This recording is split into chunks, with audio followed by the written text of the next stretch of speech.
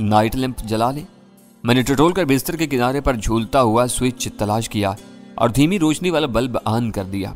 गुप्त अंधेरे से मुझे भी उलझन हो रही थी। वीरा ने आबिद अली के साथ अपने होटल में अच्छा सलूक नहीं किया था। उसके लिए वो कतई अजनबी था।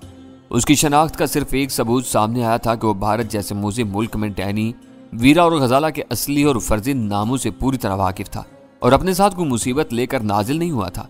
वो आबिद के साथ आखिर तक सर्द महरी से पेश आई। बस उस वक्त जरा गर्म जोश हुई जब उससे ये पता चला कि हम लोगों ने रा के एक दफ्तर को नजरे आतिश कर दिया था और इस आग में रा का एक सीनियर कमांडो भी जिंदा या मुर्दा हालत में जल गया था। उसने आबिद को किसी तवाज़े के बगैर रुखसत कर दिया। इसके ज़हन में यह ख्याल जागुज़ी हो चुका था कि आबिद अगर किसी अहम और खुफिया मिशन पर दिल्ली से अमृतसर आया था तो उसे वीरा के पास ज़रूरत से ज़्यादा वक्त ज़ाया किए बगैर वापस लौट जाना चाहिए था, ताकि किसी गैर मुतल्लिका शख्स को इसके बारे में सोचने का मौका ना मिल सके। आबिद के जाने के बाद वीरा ने उसकी लाई हुई फाइलें खोल डाली। बेशतर कागजात का ताल्लुक राज से था। फाइलों में कुछ सादा कागजों पर लिखी हुई तहरीरें और नक्शे भी थे। इन तहरीरों का रस्मुल खत हिंदी या अंग्रेजी था। वीरा हिंदी रस्मुल खत से नाबलद थी, लेकिन अंग्रेजी हरूफ से तरतीब दिए गए अल्फाज बिल्कुल मुहम्मल और बेरब थे। आम आदमी इनसे कोई मफहूम अखज़ नहीं कर सकता था। काफ़ी देर तक सर खपाने के बाद वीरा ने इन फाइलों को उसी तरह बंद कर दिया। उसे अंदाज़ा हो गया था कि फाइलों की अहमियत के बारे में आबिद ने गलत बयानी नहीं की थी। खुफिया जुबान में तैयार की हुई वो फाइलें पाकिस्तान में बैठे हुए माहिरीन के लिए सनसनीखेज साबित हो सकती थी। वो पाकिस्तान से अपने सफरी सामान का एक थैला लेकर रवाना हुई थी और अमृतसर के होटल में भी उसका असासा उसी थैले तक महदूद था। उसे फिक्र दामनगीर होने लगी कि इस थैले में फाइलों के बंडल को छुपाना मुमकिन नहीं था। उसे पाकिस्तान या इस खित्ते के किसी और मुल्क में ट्रेनों से सफ़र का ज़्यादा तजर्बा नहीं था, लेकिन उसने अमृतसर से दिल्ली और फिर वहां से वापसी के सफ़र में ये देख लिया था कि मगरिब के बरक्स भारतीय बाशिंदे ज़्यादा साजो सामान लाद कर सफ़र करने के आदी थे। इस बार उसे ट्रेन ही के जरिए पाकिस्तान और भारत की हिसास सरहद अबूर करनी थी। फिर उसके पास रा का खुफिया रिकॉर्ड भी पहुंच चुका था। उसे एहसास हुआ कि इसका मुख्तसर सामान उसे जांच पड़ताल करने वालों की तवज्जो का मरकज बनाने का सबब बन सकता था। उसका कोई ना कोई इक़्तिदार जरूरी था। ट्रेन की रवानगी में खासा वक्त था। वीरा ने उसी वक्त होटल को खैरबाद कहने का फैसला कर लिया। होटल में अपने मुख्तसर क़याम का हिसाब बेबाक करके वो करीबी बाजार की तरफ निकल गई, जो किसी हद तक उसका देखा भाला था। मुख्तलिफ दुकानों पर काफ़ी वक्त और रकम बर्बाद करके वो स्टेशन पहुंची तो उसके साथ दरमियानी साइज का एक खासा वजनी सूटकेस मौजूद था। इसमें बेशतर नए मलबूसात और भारतीय दस्तकारी के नमूने भरे हुए थे, जो दिल्ली के कनाट प्लेस की दुकानों के मुकाबले में अमृतसर में सस्ते थे। इसका सफरी थैला और रा की फाइलों वाला गिलाफ उसी सूटकेस में समा गया था। वीरा ने वो तैयारी भारतीयों से बचने के लिए की थी। वो अपने रंग रूप और खदोखाल की वजह से मकामियों से बहुत मुमताज थी। हर मरहले पर उसके पाकिस्तानी पासपोर्ट को हैरत से देखा गया, लेकिन किसी ने मजाक में भी मुतरिज होने की कोशिश नहीं की। वो नहायत इत्मीनान से कस्टम और इमिग्रेशन के मराहिल से गुजर गई। उसे कहीं अपना सूटकेस खोलकर दिखाने की जरूरत पेश नहीं आई थी। टिकट उसने स्टेशन पहुंचते ही खरीद लिया था। एक कुली के साथ वो अपने निशिस्त तक पहुंच गई। वो ज़नाना डिब्बा था जिसमें इस वक्त कम सवारियां थीं, लेकिन वक्त गुजरने के साथ साथ उनकी तादाद में गैर मामूली इजाफा होता चला गया। वापस जाने वाली पाकिस्तानी औरतों के साथ इस डिब्बे में सफ़र पर निकली हुई भारतीय औरतें भी थीं, जिनके लिबास और बोलियों से जाहिर हो रहा था कि वो भारत के मुख्तलिफ इलाकों और तहजीबों से ताल्लुक़ रखती थी। वीरा भारत के इस सफ़र में मुसलसल अंग्रेज़ी बोलती रही थी। उसने कहीं भी यह जाहिर करने की कोशिश नहीं की थी कि वो उर्दू जानती है। अपनी असलियत का राज बरकरार रखने के लिए उसकी वो एहतियात नागुज़िर थी। बोगी में गर्मी, पसीने और औरतों बच्चों के मिले जुले शोर व गुल ने वीरा को खासा परेशान किया, लेकिन उसने एक लम्हे के लिए भी अपनी जगह नहीं छोड़ी। उसके लिए सूटकेस की हिफाजत उसकी हर तकलीफ पर मुकद्दम थी। वो बैठी औरतों से मुस्कुराहटों का तबादला करती रही या अपनी तरफ देखने वाले बच्चों से छेड़छाड़ करके वक्त गुजारती रही। इसका ज़हन इन मसाइल में उलझा हुआ था जो उसकी दानिश में हमें पेश आ रहे होंगे। आखिरकार ट्रेन में हलचल शुरू हो गई। प्लेटफार्म पर कुलियों और मुसाफिरों की नकलो हरकत में तेजी आ गई थी। बोगी में रेलवे के एहलकारों की आमदोरफ्त शुरू हुई। कोई टिकट चेकर था तो कोई बोगी के मुख्तलिफ हिस्सों में बिजली की सप्लाई देख रहा था। खुदा खुदा करके वो मरहले तमाम हुए और ट्रेन हरकत में आ गई। अमृतसर के प्लेटफार्म को पीछे छोड़कर ट्रेन शहरी आबादी के दरमियान से गुजरने लगी। इंजन सीटियां और हचकोले देता हुआ ट्रेन की रफ्तार बढ़ा रहा था। फिर ट्रेन आबादी से मुल्हिक इन मैदानों में से गुजरने लगी जहाँ ट्रैक के दोनों तरफ दूर दूर तक सब्जा फैला हुआ था। हद्दे नजर तक लहलाती हुई फसलें इस खित्ते की जरखेजी का खुला इजहार थी। सफर तेजी से जारी रहा। मैदानों और छोटे छोटे दही स्टेशनों को पीछे छोड़ती हुई ट्रेन वीरा को लम्हा ब लम्हा उस लकीर से करीब लिए जा रही थी जिसके पार वीरा को कोई खौफ न था, क्योंकि वो अपने थे और अपनों में किसी किस्म का डर या खौफ नहीं होता। न जाने वो सफर कितनी देर जारी रहा। वीरा की निगाहें खिड़की से बाहर फैले हुए मनाजर पर मरकूज थीं, मगर ज़हन मुसलसल मेरी और गजाला की मुतवक्का परेशानियों में उलझा हुआ था। फिर ट्रेन की रफ्तार धीरे धीरे कम होने लगी। मुसाफिरों में इज़्तिराब की हल्की सी लहर दौड़ गई। इनकी बातों से वीरा को पता चला कि अटारी का रेलवे स्टेशन आने वाला था। वो भारतीय सरहद का आखिरी स्टेशन था। ट्रेन वहां से रेंगती हुई आगे बढ़ती और वाघा पहुंच जाती। इससे आगे लाहौर था। वो भारत से पाकिस्तान जाने वालों की ट्रेन थी। लोग अपने साथ जो कुछ ले जा रहे थे खरीद कर ले जा रहे थे। इन्होंने अपनी वो भारी रकमें भारत के शहरों और बाजारों में खर्च की थीं। अटारी पर एक मरतबा फिर चेकिंग का आगाज हुआ। सरसरी सी देखभाल के बाद भारतीय अमला ट्रेन से उतर गया। किसी अफसर ने वीरा से सूटकेस खोलने की फरमाइश नहीं की थी। वो खुश थी कि मेरी भेजी हुई अमानत भारत से बाहिफाजत बाहर निकालने में तकरीबन कामयाब हो गई थी। अटारी रेलवे स्टेशन पर हर बोगी के सामने इमिग्रेशन और कस्टम के कैबिन बने हुए थे। इमिग्रेशन वाले पासपोर्टों पर भारत से इखराज की मोहरें लगा रहे थे। कस्टम वाले अपना काम निपटा रहे थे। इनसे निपटने के बाद मुसाफिर पाकिस्तान से आई हुई खाली ट्रेन में सवार हो रहे थे जो इन्हें लाहौर पहुंचा देती। वीरा भी इस पाकिस्तानी ट्रेन में बैठ के उसे यूं महसूस हुआ जैसे वो भारत को छोड़कर अपने घर में आ गई हो। और जब वो ट्रेन अटारी से पाकिस्तान की तरफ चली तो नाकाबिले बयान कामयाबी के एहसास से वीरा का दिल हल्क में धड़क रहा था। अटारी से वाघा का फासला ज्यादा नहीं था। दोनों सरहदी लकीरों के दरमियान नो मैंस लैंड की पट्टी थी। ट्रेन ने वो फासला रेंगते हुए तय किया। उसे दूर से पाकिस्तान का परचम लहराता हुआ नजर आया तो उसे यूं महसूस हुआ जैसे वो सरसब्ज और हिलाली परचम खुद उसके वतन का हो। दरमियानी पट्टी अबूर करने के बाद इंजन ने तेज सीटी बजाई और ट्रेन रफ्तार पकड़ने लगी।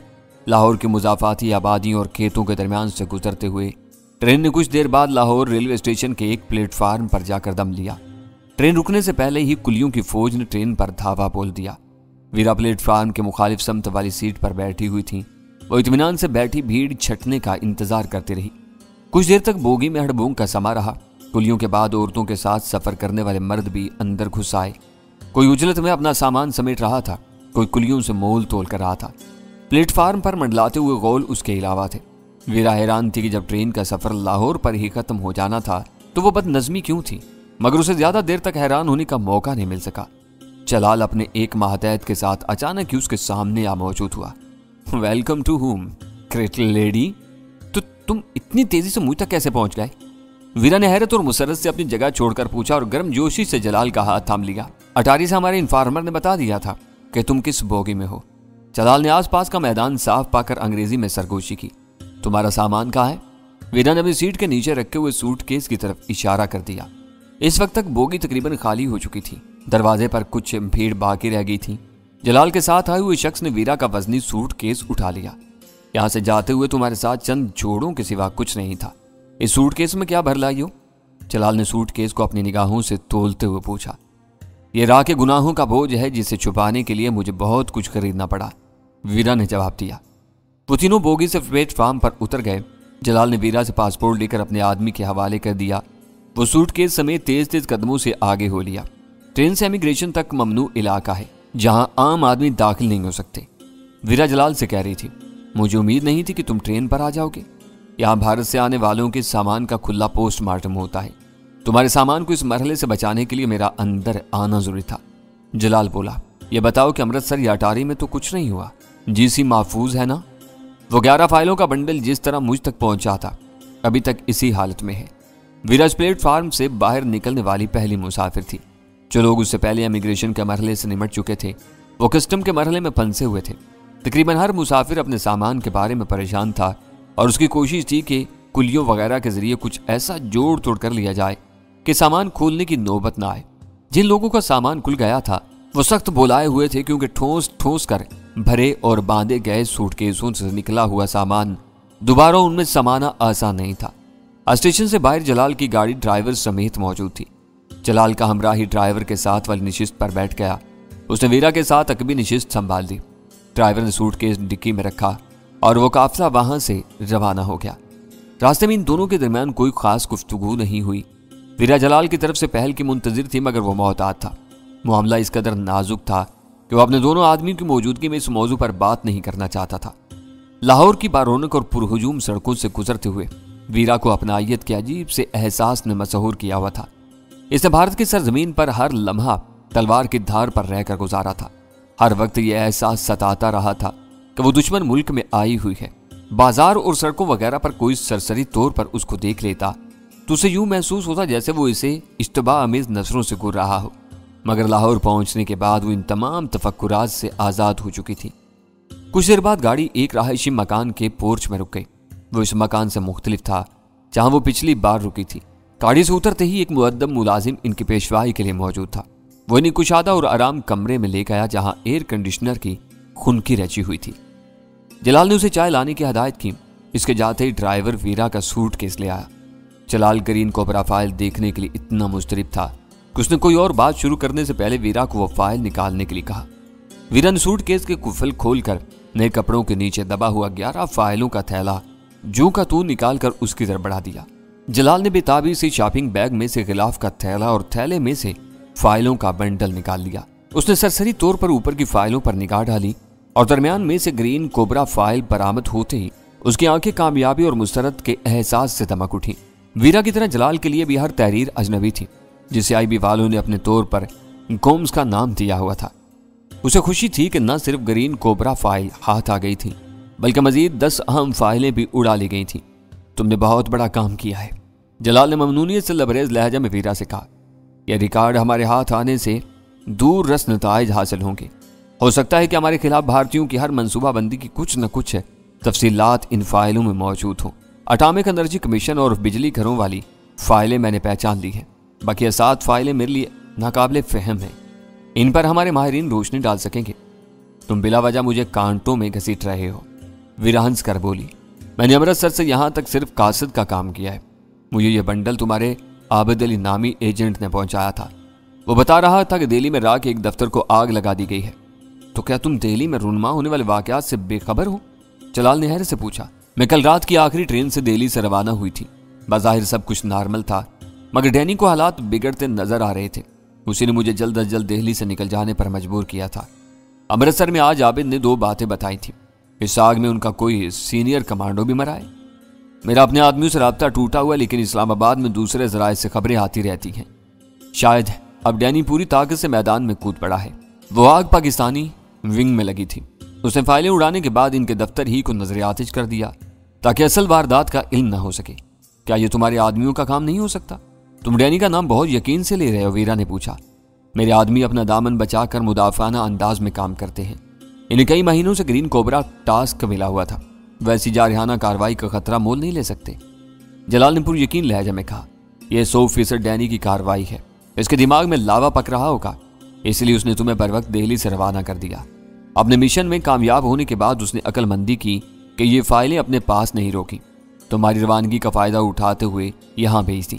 اس میں سب سے بڑی خرابی یہی ہے کہ وہ آخری لمحے تک کسی کو کچھ نہیں بتاتا، ویرا نے منہ بنا کر کہا۔ جلال نے قطع کلامی کرتے ہوئے کہا، میرا خیال ہے کہ وہ کسی کو کچھ بتانے کی پوزیشن میں نہیں ہوتا۔ آخری لمحات پر تیزی سے فیصلہ کرتا ہے اور اس پر عمل کر گزرتا ہے۔ تمہارے لیے سب سے بڑی خوشخبری یہ ہے کہ کل رات ہی جان اسمتھ کو سمراٹ ہوٹل کے ایک کمرے میں مار دیا گیا۔ ویرا حیرت سے چونک کر صوفے سے اچھل پڑی۔ جان اسمتھ سے شاید اسے کوئی ذاتی پرخاش تھی۔ اس نے فخر امیز لہجہ میں کہا، اس کے قتل میں میرا بھی کچھ حصہ تھا مگر وہ کارنامہ اصل میں غزالہ نے سر انجام دیا تھا۔ مجھے خوشی ہے کہ تم یہاں رہتے ہوئے ہر بات سے باخبر ہو۔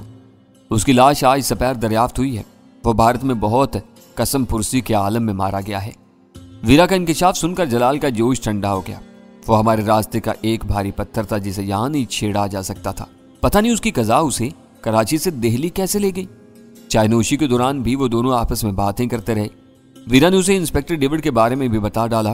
جلال کا خیال تھا کہ ہم لوگوں نے بہت تیزی کے ساتھ دہلی میں یادگار کارنامے انجام دیے تھے۔ ایک انیل بسواس کا کام اور تمام ہو جاتا تو پاکستان میں ایک لمبے عرصے کے لیے سکون ہو جاتا، کیونکہ بھارتی سازشوں کے پیچھے اسی کا دماغ کام کرتا تھا اور گرین کوبرا فائل بھی اسی کی تخلیق تھی۔ اس کا مطلب ہے کہ پچھلی رات دہلی کے حکمرانوں پر بہت بھاری گزری ہے۔ ویرا اسے تبادلہ خیال کر کے بہت مسرور تھی۔ یہ ڈینی کے لیے بھی آڑا وقت ہے، ہمیں اس کے لیے دعا گو رہنا چاہیے، جلال نے پرتشویش لہجہ میں کہا۔ وہ ہمارے لیے قیمتی اثاثہ ہے، جس کام میں ہاتھ ڈالتا ہے اسے پورا کر کے دم لیتا ہے۔ भारत से उसकी जिंदा और सलामत वापसी जरूरी है। जलाल के लहजे में कोई ऐसी बात थी कि वीरा बेचैन होगी। मुझे सच से बताओ कि डैनी और गजाला का क्या हाल है। मैं इनसे फोन पर बात करना चाहती हूँ। भूल कर भी ऐसी गलती ना करना। जलाल उसका इरादा भांप कर बौखला गया। इनके लिए ये 2-3 दिन बहुत हौलनाक हैं। मेरे आदमी भी दूर हट गए हैं। इस वक्त किसी की जरा सी लग़ज़िश उनके लिए मौत का पैगाम बन जाएगी। वैसे भी डैनी होटल में नहीं है, राह वाले उसे ले गए हैं। जलाल ने न चाहते हुए भी आखिरी फिक्रा कह डाला। वो बुरी खबर सुनकर वीरा दहल गई।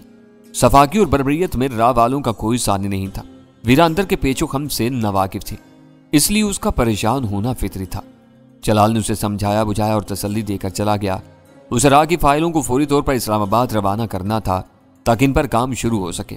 वीरा को जहां ठहराया गया वो 4 कमरों वाला एक मेहमान खाना था।